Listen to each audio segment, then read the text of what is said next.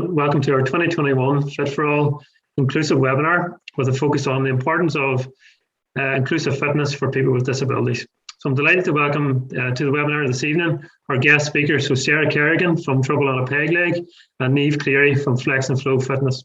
You're very welcome, guys, to the webinar. Thanks very much. I'm delighted to be here. Thanks for having us. Great, thank you, guys. So just getting into things really, guys, just to give the audience really a background into your experience within the health and fitness industry. So Sarah, if we want to just go to you first on that. Yeah, absolutely. So my name is Sarah. I have a BSc in Sports and Exercise Management from UCD, and I have a certificate in Strength and Conditioning in Special Populations from Setanta College.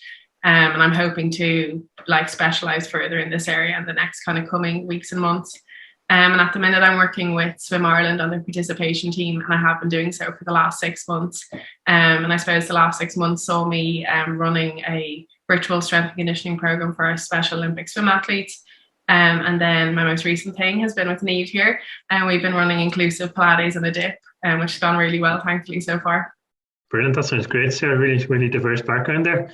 And Niamh, just same question for you, just a little bit of an overview of your background in the industry. Yeah, so my background began in gymnastics, where I was first competing and then kind of veered into coaching. I did a couple of courses, Women's Artistic 1 and 2 and Gym Able.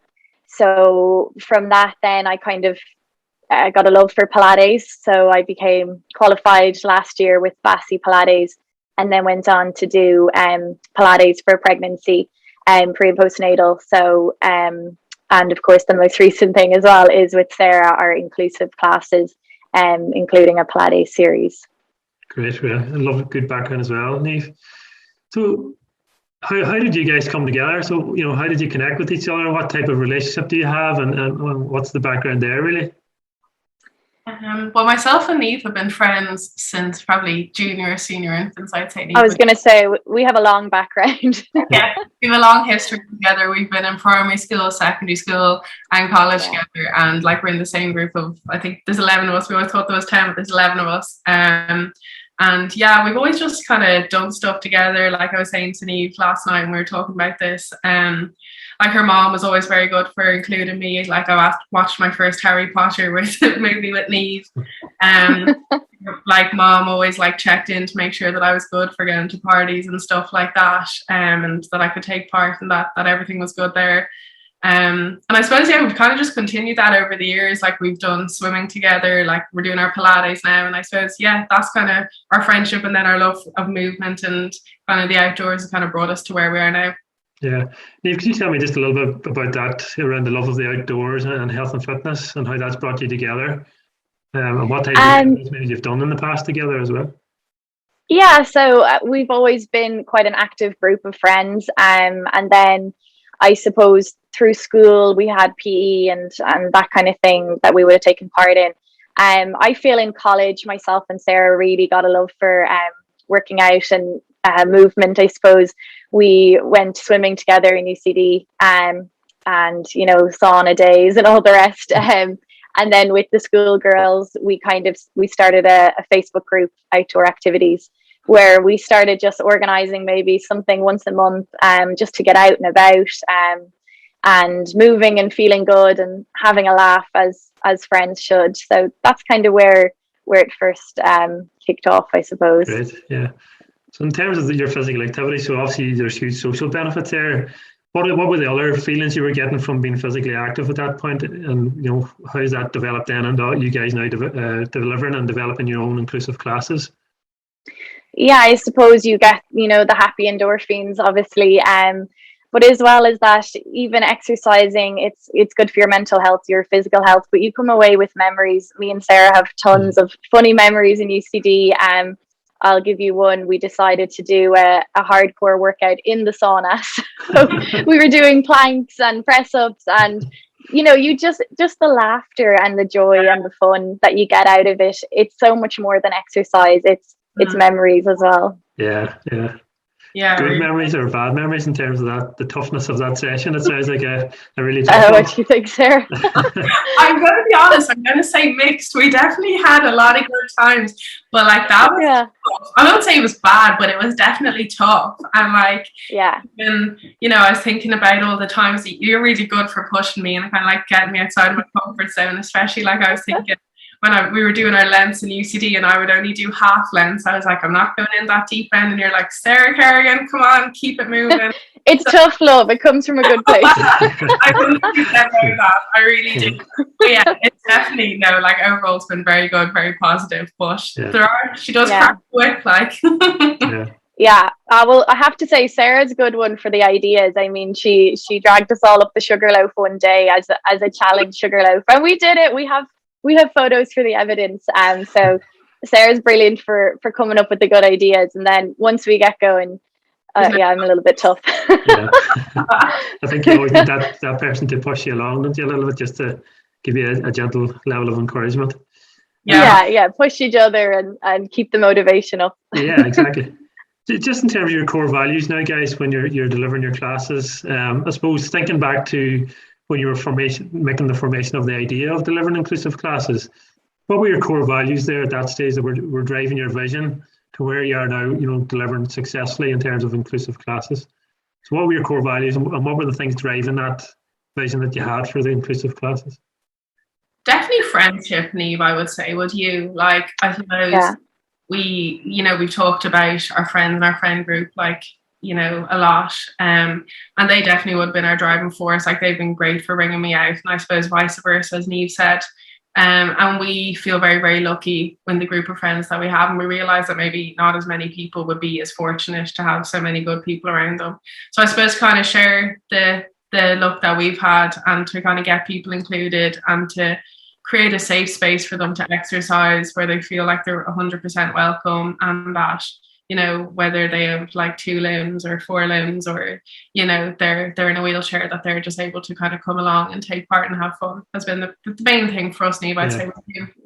Yeah, we wanted to create, as I said earlier, it goes beyond the exercise. It's to have fun and the joy and the laughter. So we wanted to kind of create a community almost, as well as an exercise class that everybody can come along to, regardless of their ability, and community and friendship. And from that you can develop new friendships, and we've met some wonderful people at some of the events we've done. So just thinking back, I suppose, to the last 18 months or so now during the pandemic, when we were in lockdown and we were, I suppose, a little bit more isolated, how did you adapt things to keep connected socially with your friendship group there and the guys who you're physically active with, but also then to provide activities online? Did you do anything during that time to keep that connection going? We did one too many Zoom quizzes. We did a lot of Zoom quizzes, and that kept us talking. And if all of our 5Ks weren't near each other, we'd say, who went out for a walk? What did you do?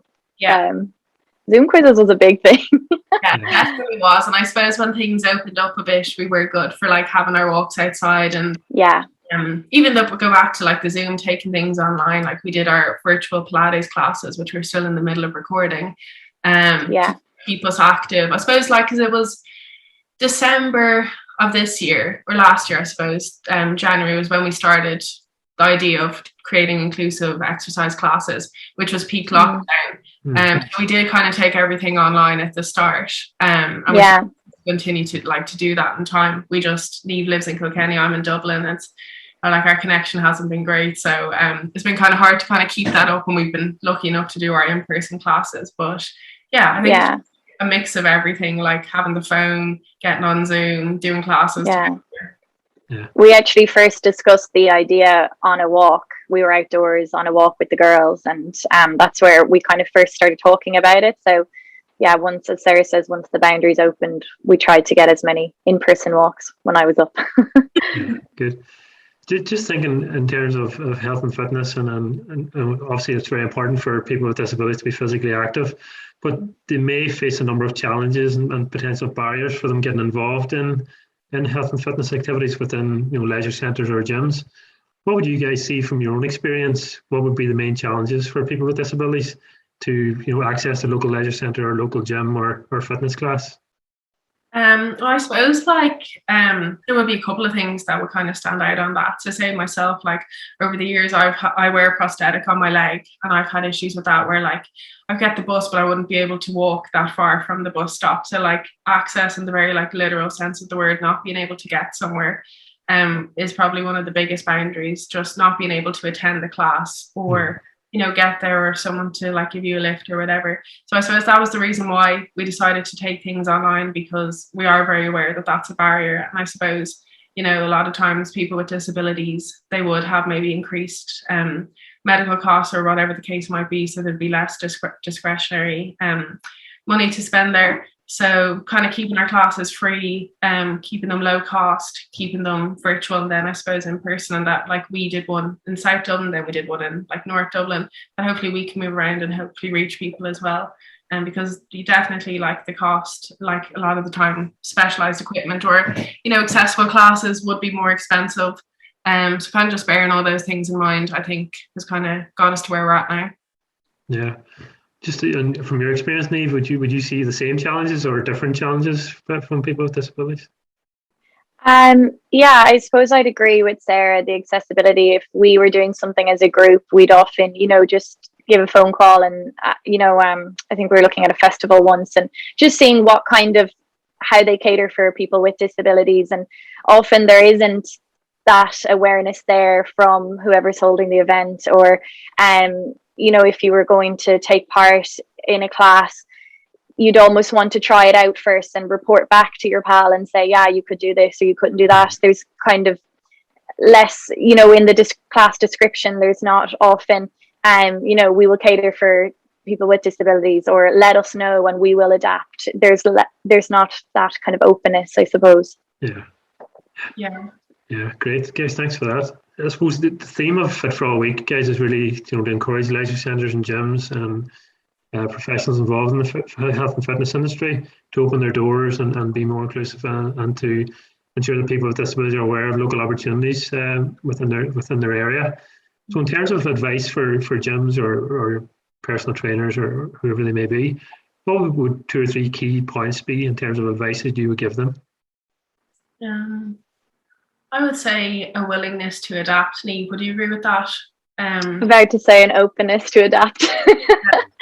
Yeah, if one thing might work for one person in your class, that might not necessarily work for somebody else. So that willingness to just try, and it can be a little bit of trial and error, but once you find that thing that works for an individual, it's really satisfying, and it's not as daunting as you think. If you have I know from my experience as a coach, I've often had somebody come in and I've never dealt with a client with a certain disability, and I'm not sure if I'm doing it right, but it's just a willingness to try and communicate that. Yeah, I think communication is definitely a big thing as well, like keeping the communication open. That could be like a second point, to kind of just treat the person that's in front of you as an individual, and figure out what they need, the same as you would do with anybody else. Yeah, that's it, because you can have just a mainstream class, a mixed ability class, and just treat everybody as you see them, and adapt as you go sometimes is the easiest option, but I think they'd be our top 3. Great, yeah. And I know you guys take that approach within your own classes. I know you run mixed ability classes, so you do have people with disabilities taking part in the same class as people without disabilities. Has that been challenging for you? I'm sure you've, as you were just saying, there was a lot of trial and error there.